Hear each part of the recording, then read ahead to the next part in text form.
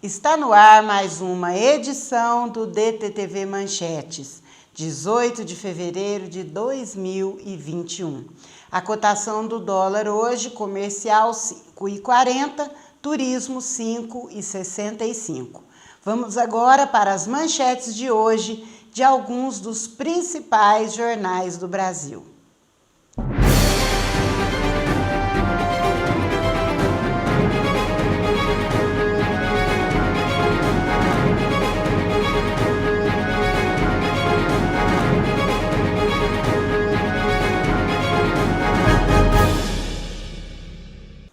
Começamos pelas manchetes do jornal O Estado do Ceará. Governador do Ceará anuncia toque de recolher a partir das 22 horas. Além disso, o governador Camilo Santana, juntamente com o prefeito de Fortaleza, Sarto Nogueira, e o secretário de Saúde do Ceará, Dr. Cabeto, anunciaram também o fechamento dos espaços públicos às 17 horas e a suspensão das aulas presenciais em escolas e universidades por 10 dias. As medidas foram anunciadas ontem à noite e começam a vigorar hoje até o dia 28 de fevereiro. 5 hospitais de Fortaleza estão com 100% dos leitos de UTI ocupados por pacientes com novo coronavírus. Barreiras sanitárias serão instaladas em Fortaleza e o governador vai recomendar que demais municípios do estado façam o mesmo. A Abracer Ceará divulga pesquisa inédita sobre a transmissão da Covid-19. O estudo revela que restaurantes não são focos de transmissão. A Associação Brasileira de Bares e Restaurantes no Ceará revela que os principais focos de transmissão do novo coronavírus em Fortaleza são festas fora do domicílio ou transportes públicos. A pesquisa entrevistou clientes e funcionários de 108 restaurantes da capital do Ceará nos dias 10 e 11 de fevereiro. Pais desconfiam da segurança sanitária nas escolas. Quase metade dos pais de estudantes de escolas públicas, municipais e estaduais de todo o país, 49%, não confiam na capacidade da instituição de se adequar às normas de segurança sanitária. Apenas 19% disseram que confiam muito na capacidade da escola neste quesito e 31% confiam pouco. Os dados são da 5ª edição da pesquisa Datafolha, Educação Não Presencial na Perspectiva dos Estudantes e Suas Famílias. A pesquisa foi realizada com 1.015 pais ou responsáveis de alunos de 6 a 18 anos no período de 16 de novembro a 2 de dezembro de 2020, das redes estadual e municipal de todo o país. Cobrado por governadores em reunião nesta quarta-feira, o ministro da Saúde, Eduardo Pazuello, não apresentou solução definitiva para o problema da habilitação e custeio dos leitos de UTI para a Covid-19. Com a pandemia em alta, cidades e regiões de diversos estados têm entrado em colapso com ocupação total de leitos. Os municípios e estados têm tido dificuldade em custear os leitos já existentes, enquanto o ministro da Saúde tem reduzido o número de leitos habilitados. No encontro, Pazuello falou em custear os leitos, mas pretende mudar a forma de custear e de pagar. E fez menção a um modelo pós-pago. Não tendo ficado muito claro, o ministro foi pressionado a dar maiores explicações e disse que fará isso em outra ocasião, junto com os conselhos de saúde dos estados e municípios. Destaques do jornal O Estado de Minas. Estampada na capa do jornal O Estado de Minas, a frase: a promessa de Pazuello. Sob pressão, ministro da Saúde fala em distribuir até julho aproximadamente 230 milhões de vacinas contra a Covid-19. 23 milhões de doses de imunizantes é o que Minas espera receber até o início do próximo semestre, o que representa cerca de 10% do total do país. Essa promessa aposta em um mix de imunizantes formado pela Coronavac, da Sinovac e Instituto Butantan, pela vacina AstraZeneca de Oxford e Fiocruz, pela russa Sputnik e pela indiana Covaxin. Sob risco de colapso, Triângulo Mineiro pede socorro. Pandemia põe saúde na região do Alto Paranaíba perto do limite e leva a apelo por ajuda entre municípios, Estado e governo federal. Isso faz autoridades repensarem os protocolos de prevenção da doença com medidas mais restritivas, que vão de suspensão de serviços presenciais à lei seca. Vários municípios dessa região estão com a ocupação de leitos próximo do colapso e pedem ajuda a outros municípios que tenham capacidade de receber pacientes. Governador Romeu Zema pediu ajuda ao Palácio do Planalto, enquanto a Secretaria de Estado de Saúde acena com a abertura de 18 novos leitos em Uberlândia. Situação de muito estresse está sendo vivenciada no setor de saúde do Triângulo Mineiro e Alto Paranaíba.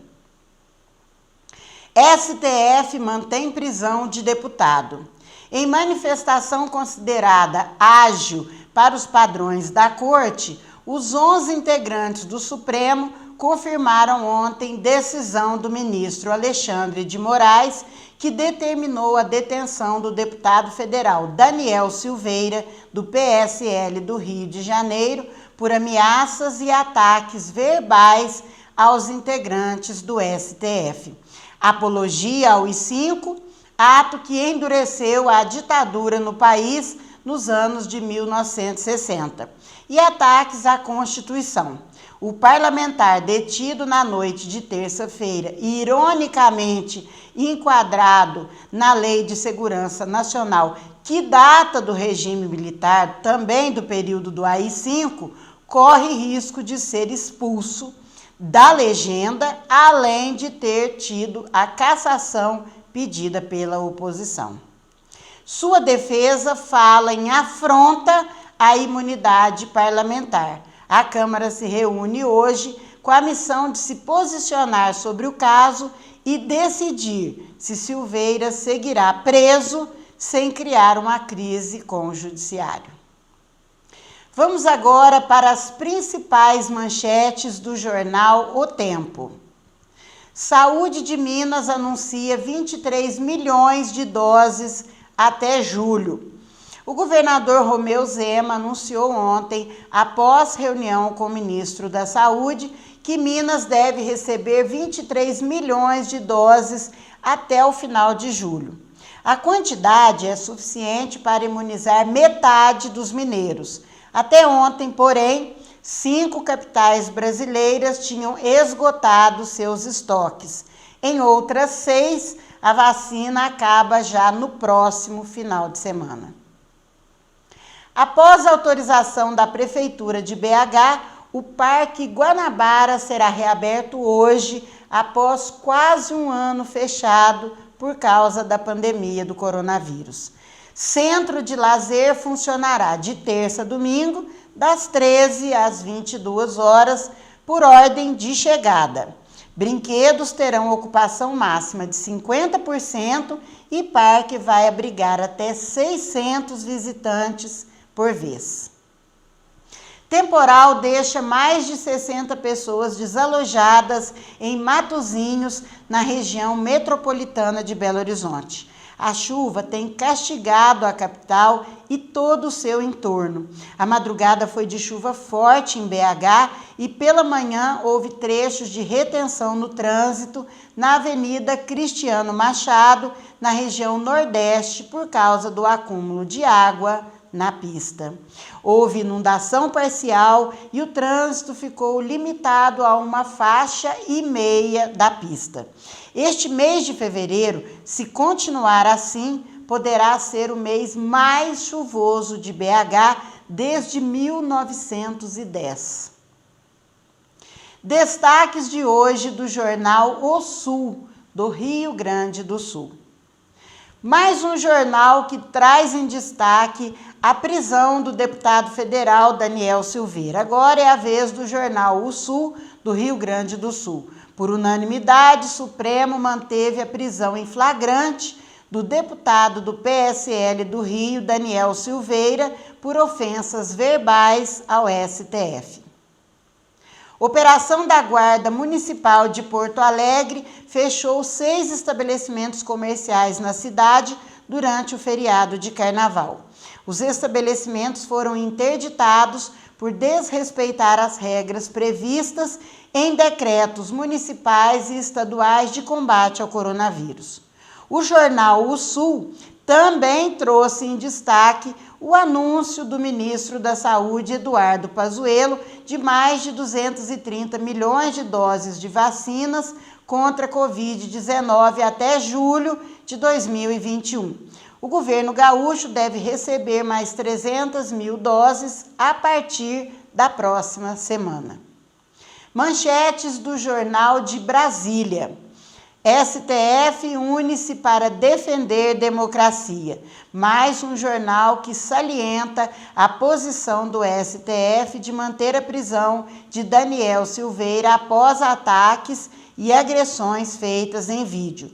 Câmara agora decide como vai reagir e o que irá fazer com ele. O lixo é a causa dos alagamentos em Brasília. A população de Brasília continua enchendo de detritos as bocas de lobo e provocando entupimentos que geram alagamentos. Com as chuvas dos últimos dias, dezenas de carros ficaram alagados nos estacionamentos da Asa Norte, provocando enorme prejuízo em vias públicas neste período de chuva.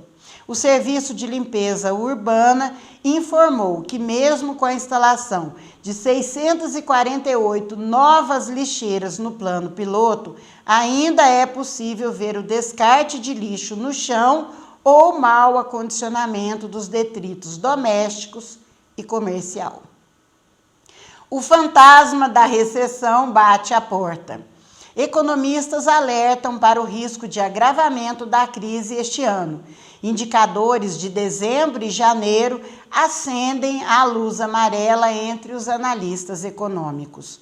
Com o crescimento dos números da pandemia, a economia brasileira entrou em 2021 dando sinais de perda de fôlego. Sem o auxílio emergencial para trabalhadores informais, extinto a partir de janeiro, uma retração do PIB neste primeiro trimestre já estava no radar. Com o Natal fraco para o comércio e com o setor de serviços terminando o ano longe do normal, o sinal de dezembro foi de arrefecimento na retomada da economia.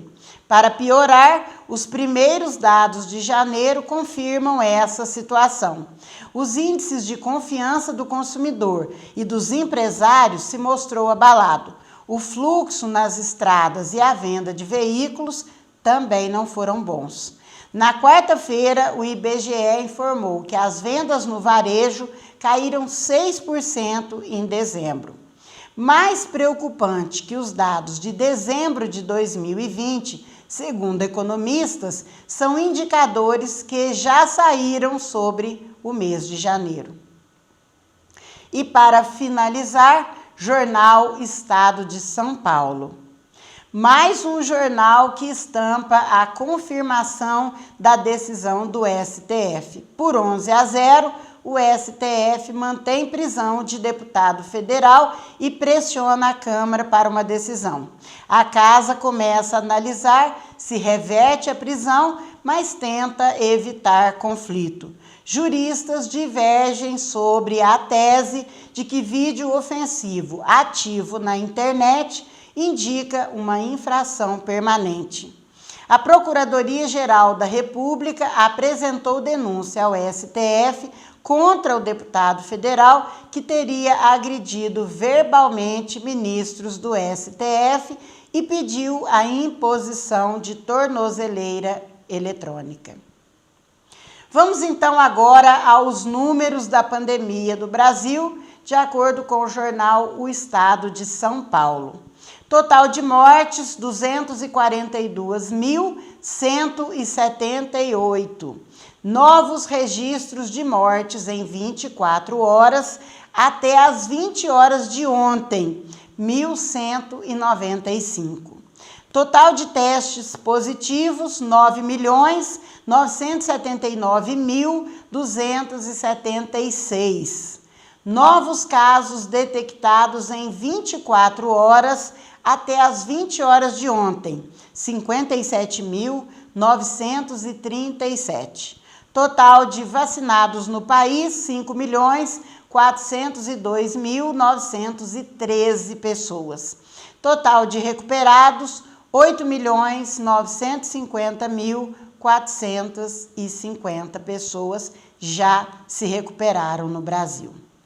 Sem vacina e sem economia. Vacina é hoje um insumo essencial para a retomada econômica, é a mais alta prioridade nacional, mas Jair Bolsonaro mostra-se incapaz de entender essa verdade, afirma o jornal O Estado de São Paulo. O ministro Pazuello apresentou ontem a governadores um plano de vacinação que projeta vacinar toda a população em 2021. O cronograma prevê a entrega de vacinas que não foram aprovadas para uso no Brasil e ignora demora na chegada de insumos. Governo prevê corte de 10 bilhões de reais no orçamento. A área econômica do governo trabalha com a possibilidade de contingenciar 10 bilhões de reais em despesas este ano no orçamento, cujo projeto só deve ser votado pelo Congresso entre o fim de março e o começo de abril. A necessidade de bloqueio poderá chegar a 20 bilhões. O corte indica a dificuldade para pagar uma nova rodada de auxílio emergencial. Esse foi o DTTV Manchetes de hoje, 18 de fevereiro de 2021. Acompanhe também o podcast DTTV Manchetes nas principais plataformas de podcast, entre elas o Spotify. Acompanhe a DTTV Cássia pelas nossas redes sociais.